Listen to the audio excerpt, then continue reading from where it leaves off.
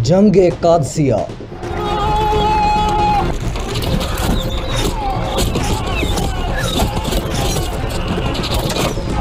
जंग-ए-यरमूक जैसी खतरनाक जंग में रोमन एम्पायर की शिकस्त के बाद हजरत उमर जान चुके थे कि अब रोमन एम्पायर मुसलमानों के सामने कभी सर नहीं उठा सकती।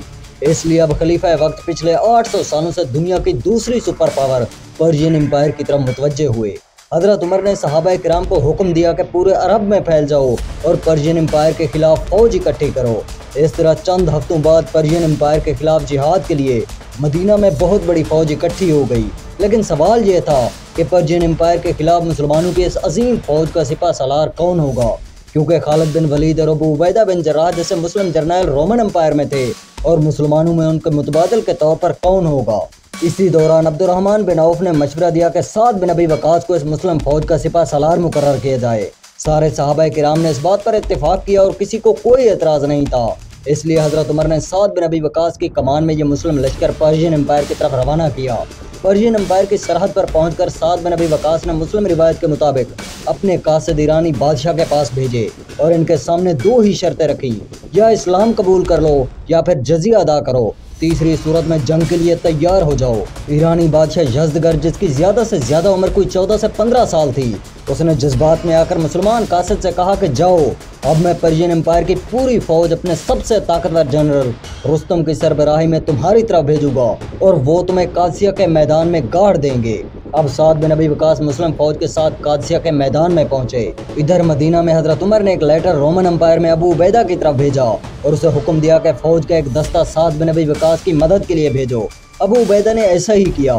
6000 का दस्ता साद बिन अबी वक़ास की मदद के लिए पर्शियन एम्पायर की तरफ रवाना किया। लेकिन इस दस्ते से पहले ही पर्शियन फौज रुस्तम की कमान में कादसिया के मैदान में पहुंच चुकी थी। अब यहाँ कादसिया के मैदान में दरिया के एक तरफ मुस्लिम फौज थी और दूसरी तरफ पर्शियन फौज थी। लेकिन इस बार मुसलमान हजरत उमर की खिलाफत की पहली जंग बैटल ऑफ ब्रिज में नाकामी के बाद ये तो ज़रूर समझ चुके थे कि इस बार मुसलमानों को दरिया क्रॉस नहीं करना। लेकिन एक महीने से ज़्यादा अरसा गुजर जाने के बाद भी दोनों फौजों में कोई जंग नहीं हुई।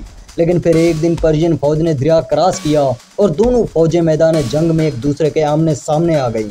जंग-ए-कादसिया का पहला दिन नवंबर 636 ईस्वी। कादसिया के मैदान में एक तरफ 30,000 मुस्लिम फौज खड़ी थी तो दूसरी तरफ 1.5 लाख पर्शियन फौज का ठाठे मारता समंदर था।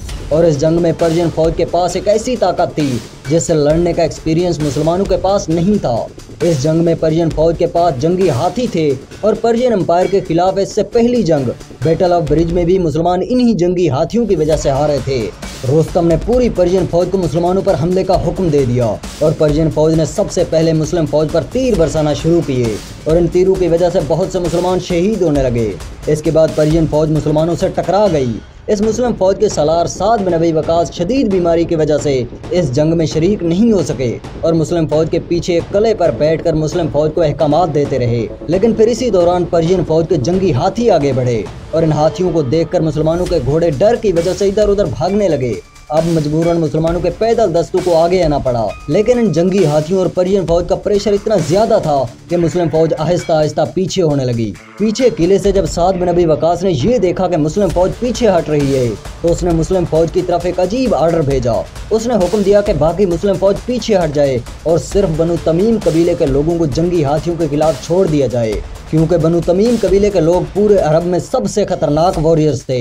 आखिरकार बनु तमीम कबीले के लोगों ने इन जंगी हाथियों को इतना जख्मी किया कि वो जंग से पीछे हट गए। ये सब जब मुस्लिम लश्कर ने देखा तो पूरी ताकत और जोश के साथ पर्शियन फौज पर हमला किया। मुसलमानों का यह हमला इतना शदीद था कि 1.5 लाख पर्शियन फौज पीछे हटने लगी। पर्शियन सालार रुस्तम ने जब ये देखा कि उसकी फौज पीछे हट रही है तो वो अपने तख्त से नीचे उतरा और तलवार उठाकर मुसलमानों के खिलाफ लड़ने लगा।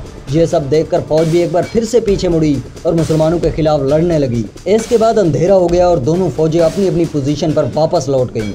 जंग-ए-कादसिया का दूसरा दिन मुसलमान और पर्शियन फौजें मैदान जंग में बिल्कुल तैयार खड़ी थीं।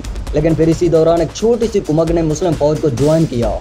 ये वही कुमक थी जिसे अबू उबैदा ने रोमन एम्पायर से मुसलमानों की मदद के लिए साद बिन अबी वक़ास की तरफ भेजा था। इस दस्ते को काका बिन अमर लीड कर रहे थे। इस दस्ते के मुसलमानों के साथ शामिल होने से मुसलमानों के हौसले मजीद बढ़ गए।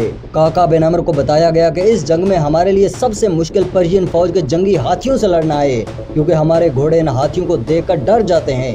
काका बिन अमर ने तरकीब लगाई कि हमारे ऊँटों पर लकड़ियाँ और कपड़े बांध दिए जाएं, जिन्हें देखकर पर्शियन घोड़े भी डर की वजह से भागने लगेंगे। काका बिन अमर की इस तरकीब पर इसी तरह अमल किया गया।